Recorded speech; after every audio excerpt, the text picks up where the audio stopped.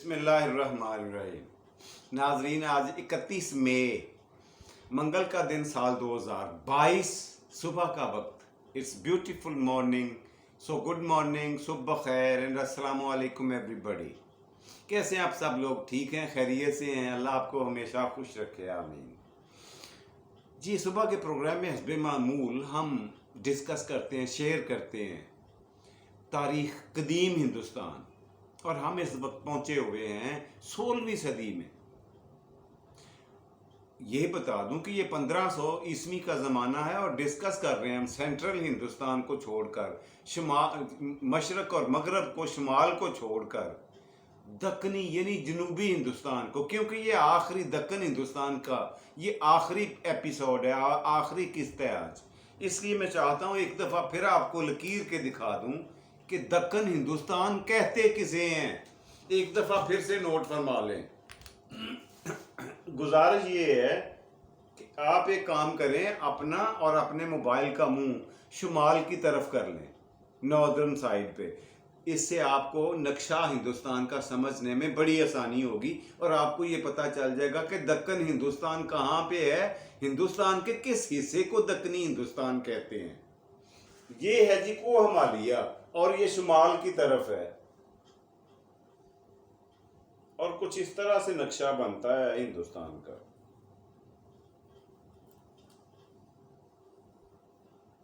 इस तरह से ये शुमाल है, ये मशरक है, ये मगरब है और ये जनूब। नोट फरमाएं। और यहाँ पे तकरीबन इस जगह पे एक बहुत बड़ा पहाड़ी सिलसिला है जिसे कहा जाता है को बंध्याचल। ये हिंदुस्तान को तकरीबन दो हिस्सों में तकसीम कर देता है, सेंट्रल इंडिया, शुमाली इंडिया, मशरकी मगरबी और जनूबी हिंदुस्तान। जनूब। अब ये को हिमालय का ये बेहतरीन सिलसिला है पहाड़ों का, और इसे दक्कन क्यों कहते हैं ये मैं बताता हूँ। संस्कृत में शुमाल, ये मशरक को कहते हैं पूरब, मगरब को कहते हैं पश्चिम, शुमाल को कहते हैं उत्तर और जनूब को कहते हैं दक्कन। ये वजह है जी कि इस हिस्से को दक्कनी हिंदुस्तान यानी दक्कन कहा जाता है। बंध्याचल पहाड़ के इस तरफ ये तीन अतराफ से ये यहाँ नीलगू समंदर से घिरा हुआ है, खूबसूरत समंदर में। और इसका सिर्फ शुमाली हिस्सा हिंदुस्तान से बंध्याचल पहाड़ के थ्रू इसको अटैच करता है, और ये जो सारा एरिया है ये दक्कन हिंदुस्तान कहलाता है। बंध्याचल पहाड़ से जनूब की तरफ, जिसे संस्कृत में दक्कन कहते हैं, जनूबी साइड को, इसलिए इस हिस्से को दक्कन कहा जाता है। यहाँ पर दो बहुत बड़ी रियासतें थीं, सल्तनतें थीं। मैंने आपको बता चुका हूँ पहले भी कि दो, एक बामनी रियासत थी, सल्तनत थी, और दूसरी थी विजयनगर की, जनूब में। दोनों में बड़ा सलूक इत्तेफाक था। इनकी तफसील मैंने आपको पीछे बता चुका हूँ। लेकिन जैसे ही तख्ते दिल्ली कमज़ोर हुआ, वहाँ पे तैमूर लंग ने तबाही मचा दी, तो क्या हुआ कि इन्होंने आपस में लड़ना शुरू कर दिया। किसने? बहमनी सल्तनत ने और विजयनगर की सल्तनत ने। और इसके नतीजे में बहमनी सल्तनत का जवाल शुरू हुआ, टूट गया, बर्बाद हो गई बहमनी सल्तनत। उसके टूटने से 5 मुसलमान रियासतों ने जन्म लिया। 5 अफगानिस्तान से आए हुए पठानों ने कायम की। उनके 5 के अहवाल और उनके नाम भी मैं आपको गिनवा चुका हूँ पिछली किस्तों में। उनका मुख्तसर सा जिक्र भी आपको बता चुका हूँ। एक दफ़ा फिर नोट फरमा लें, क्योंकि आज हम इसे ख़त्म करने जा रहे हैं। नंबर 1 थी बेदर की रियासत। बेदर ये सल्तनत थी जो पठानों ने कायम की, बेदर। नंबर 2 थी बरार और number 3 Ahmednagar. Number 2 Berar, number 3 Ahmednagar, ये नोट फरमाएं। नंबर 3 थी अहमदनगर, नंबर 4 बेजापुर और नंबर 5 गोलकंडा। नंबर 4 बेजापुर और नंबर 5 गोलकंडा।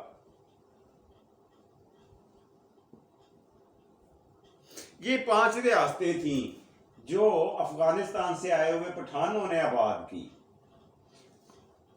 अब मैंने इन 5 का हवाल आपको बताया है कि इनका अंजाम क्या हुआ। मुगलिया सल्तनत का आगाज 16वीं सदी में हो चुका था। औरंगजेब आलमगीर और अकबर बादशाह ने मिलकर इनमें से अक्सर इलाकों को मुगलिया सल्तनत में अपनी रियासत में शामिल कर लिया था, फतह कर लिया था, अपने ताबे कर लिया था। अब हुआ क्या, ये 5 के 5 का मैंने अहवाल मुख्तसर सा या तफसील से, जिसने नहीं देखा ना वो पिछली 4 किस्तें देख ले, उसको समझ आ जाएगी। इसकी तफसील अब मैं नहीं बताने वाला। ये मैंने ये भी रिपीट ही किया है, रिवीजन ही की है आपके लिए कि ये वो 5 सल्तनतें थीं जो पठानों ने कायम की और फिर इनको किस तरह से मुगलिया सल्तनत ने अपनी आगोश में ले लिया, अपने इलाकों में शामिल कर लिया। इसकी तफसील भी पिछली किस्तों में दे चुका हूं।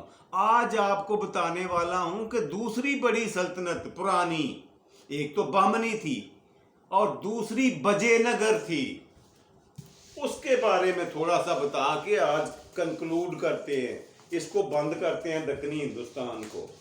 उसकी एक खास वजह है जो मैं आखिर में बताऊंगा।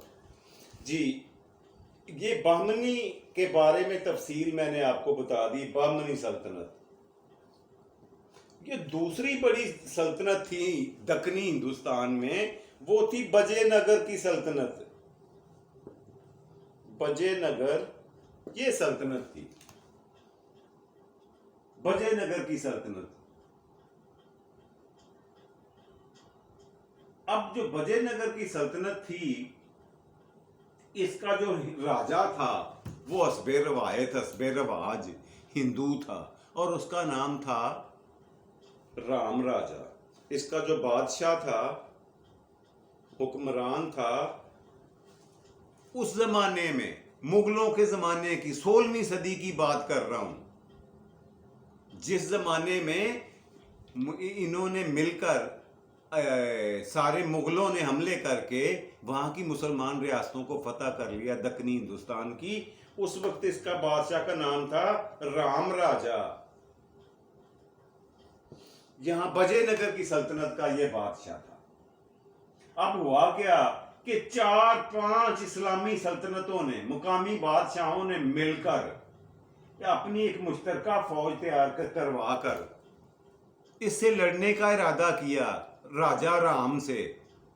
क्यों? कहा जाता है ये इंतहाई मगरूर आदमी था, मुतकब्बर आदमी था। ये राया पर, अपनी अवाम पर जुल्म सितम करता, इंसाफ पसंदी इसके करीब भी नहीं गुजरी थी। टैक्सों की भरमार की हुई थी, जुल्म बर्बरियत का बाजार गर्म किया हुआ था और लोगों के लिए आसानियां पैदा करने की बजाय खल्के खुदा को तंग करने का सामान किया करता था। फिर हुआ क्या कि 4-5 मुस्लिम बादशाहों ने मिलकर विजयनगर की सल्तनत पर हमला करने का प्लान किया, मंसूबाबंदी की। और उस वक्त विजयनगर का राजा था हिंदू राम राजा। ये साहब थे उस वक्त हुक्मरान विजयनगर के। अब हुआ क्या कि दरियाए कृष्णा के किनारे पे, वहां पे दोनों मुल्कों की फौजें जमा हुई दरियाए कृष्णा के किनारे।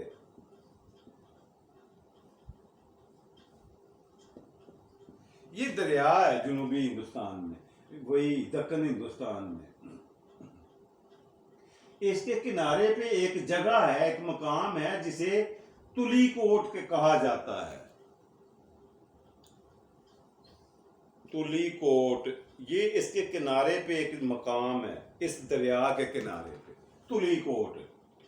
यहां पर आकर दोनों मुल्कों की मुसलमान और हिंदू फौजों का टकराव हुआ, घुमसान का रंग पड़ा। और ये वाकया है 1565 का। ये नोट फरमाए, 1565 ईस्वी में, इस साल में दोनों मुल्कों के फौजों के दरमियान, मुसलमान एक मुल्क तो ना कहें, 4-5 बादशाह थे जिन्होंने मिलकर फौज कंबाइंड भेजी विजयनगर की फौज से लड़ने के लिए। और तुली कोट के मकाम पर दरियाए कृष्णा के किनारे इनकी घुमसान का रंग पड़ा। कई दिन तक खून रेजी होती रही, इंसान कटते रहे, मरते रहे। कहा जाता है, तारीख की किताबें बताती हैं, लाखों लोग मौत की आगोश में चले गए, लाखों लोग हलाक हो गए इस जंग के नतीजे में। और बिल आखिरकार मुसलमानों को फतह नसीब हुई, गालिब आए और विजयनगर की रियासत का कबाड़ा हो गया। और यूं बहुत बड़ी तब्दीली दक्कनी हिंदुस्तान में बुनियादी तौर पर आ चुकी थी। ये 1565 की बात है। 1565 में मैंने आपको शायद लिख के दिखाया कि 1565 में, और ये भी अर्ज करता चलूं यहाँ पे कि ये उस दौर की बात है जब हिंदुस्तान में, सेंट्रल हिंदुस्तान में, दिल्ली के तख्त पर मुगलिया सल्तनत का उरूज हुआ करता था। वो अपनी पूरी आबोताब के साथ पूरे हिंदुस्तान पे कब्जा किए हुए थे मुगलिया खानदान। और इंशाअल्लाह अल अजीज अगली किस्त से हम मुगलिया खानदान ही को डिस्कस करने जा रहे हैं, शेयर करने जा रहे हैं। खैर, इस जंग में जो मैंने आपको दरियाए कृष्णा के किनारे बताई, बहुत सारे लोग मौत के मुंह में चले गए। अब यहाँ पे कुछ तारीखदान, कुछ मर्रखीन, कुछ नाकदीन तनकीद करते हुए ये भी कहते हैं कि पठानों ने ज़रूरत से ज़्यादा बेतहाशा मुसलमानों ने खून रेजी की हिंदुस्तान में। लेकिन उसका जवाब देते हुए कई लोगों ने लिखा है कि ये दौर ही ऐसा था। उस दौर में सिर्फ हिंदुस्तान ही नहीं, आप यूरोप की मिसाल ले लें, यूरोप तो सिविलाइज्ड एरिया है ना, वहां पे भी यही कत्लो गारतगरी बादशाही का सिलसिला चला हुआ था। पूरी की पूरी दुनिया इसी की लपेट में, बादशाही की लपेट में आई हुई थी। जगह बजगह खून रेजी और जंगो जदल हुआ करता था। ये शायद उन लोगों की किस्मत थी जिन्होंने ये मुसीबतें झेलनी थी, जिन्होंने ये हालात देखे। इस लिहाज से अगर देखा जाए तो हम लोग बहुत खुशकिस्मत हैं जो अमन व अमान के दौर में रह रहे हैं और सुलह सफाई के साथ, खुशी खुशाई के साथ इस दुनिया में अपनी ज़िंदगी बसर कर रहे हैं। वरना आए दिन कोई ना कोई जंग, कोई ना कोई झगड़ा, कोई ना कोई हमला, कोई ना कोई हुक्म, कोई ना कोई बादशाह, हर दुनिया के हर खित्ते में ऐसा हुआ करता था। ये खाली मुसलमानों के से मुंसलिक कर देना या खाली हिंदुस्तान के पठानों के साथ जोड़ देना, मेरा ख्याल है ये करीने इंसाफ नहीं है, ये मुनसिफों वाली बात नहीं है। पूरी दुनिया का नक्शा अगर आप उठा के देखें तो कमोबेश यही हालात थे हर जगह पे। इसलिए जिन लोगों का ये एतराज़ है कि पठानों ने या मुसलमानों ने खून रेजी की, वो गलत बयानी से काम ले रहे हैं। शायद वो दुनिया के दूसरे हिस्सों की तारीख को छुपा के ये बात करते हैं। पूरी दुनिया की बात करें ना, हिंदुस्तान को दुनिया के साथ जोड़ कर देखें, फिर आपको पता चलेगा कि अमन कहाँ पे था और खून रेजी कहाँ पे थी, जंगो जदल कहाँ पे हो रहा था। पूरी दुनिया में कमोबेश यही चल रहा था सिलसिला। जी, प्रोग्राम का पहला और बेहतरीन सेगमेंट यहीं पे क्लोज करते हैं और ये आपको गुड न्यूज़ देता हूँ कि कल से हम इंशाअल्लाह अज़ीज़ मुगलिया सल्तनत को, मुगलिया ख़ानदान को डिस्कस करने जा रहे हैं। और वे ये भी मैंने प्रॉमिस किया हुआ है आपसे कि वो शॉर्ट करके नहीं, आपको थोड़ी तफसील के साथ मुगलिया सल्तनत का दौर आपसे शेयर करूंगा। ये ज़हीरुद्दीन बाबर से शुरू होकर हम मुगलिया सल्तनत के आखिरी शहंशाह बहादुर शाह जफर तक जाएंगे। और इन दोनों के दरमियान कौन कौन किस किस वक्त का कहाँ कहाँ बादशाह किस किस तरह का आया, यही तो देखने की बात है। और ये बारी बारी सबको डिस्कस करेंगे जी। आज के प्रोग्राम के दूसरा और मज़ेदार सेगमेंट क्या होता है? आज का लफ्ज। जी, आज का लफ्ज नोट फरमाएं। आज का लफ्ज मैं आपको कौन सा बताने जा रहा हूं।